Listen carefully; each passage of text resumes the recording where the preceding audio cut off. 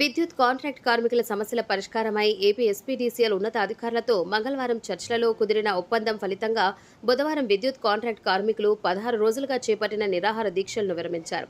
మంగళవారం సాయంత్రం సీఎండీ సమక్షంలో సీఐటీయూ విద్యుత్ కాంట్రాక్ట్ కార్మికులతో జరిగిన చర్చల సారాంశాన్ని మినిట్స్ రూపంలో రాతపూర్వకంగా హెచ్ఆర్ డైరెక్టర్ లక్ష్మీ నర్సయ్య, డీజీఎంలు మూర్తి, సురేంద్ర ప్రసాద్ తదితర అధికారులు దీక్ష శిబిరం వద్దకు వచ్చి కార్మికులకు అందించి దీక్షలో ఉన్న వారికి నిమ్మరసం ఇచ్చి విరమింపచేశారు.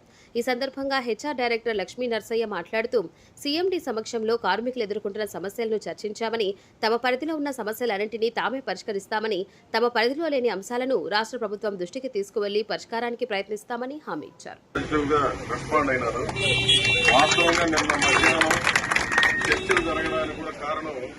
మేడం గారు అధికారులు చేసినటువంటి ప్రయత్నం మొదట మొన్న ధర్నా రోజుకి చాలా తీవ్రమైనటువంటి అసంతృప్తితో, తీవ్రమైన వ్యతిరేకతతో ఇది ఎట్లయినా సరే తేల్చుకోవాలన్నటువంటి పట్టుదలతో మన వాళ్ళందరూ ప్రదర్శించారు.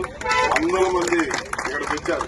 వందల మంది వచ్చి ఈ ధర్నాలో ఎర్రటి ఎండలో, మామూలు ఎండ కాదు అది. ఆ రోజు సాయంత్రాన్ని నాకు గొంతు కూడా నొప్పి వచ్చేసారు. ఎంత ఎండలో తిరిగినా నాకు ఎప్పుడు ప్రాబ్లం లేదు. అంతటి ఎండలో ఆ రోజు మీరందరూ భాగస్వాములు అయినారు. ఆ ప్రభావం కూడా యాజమాన్యం గుర్తించింది.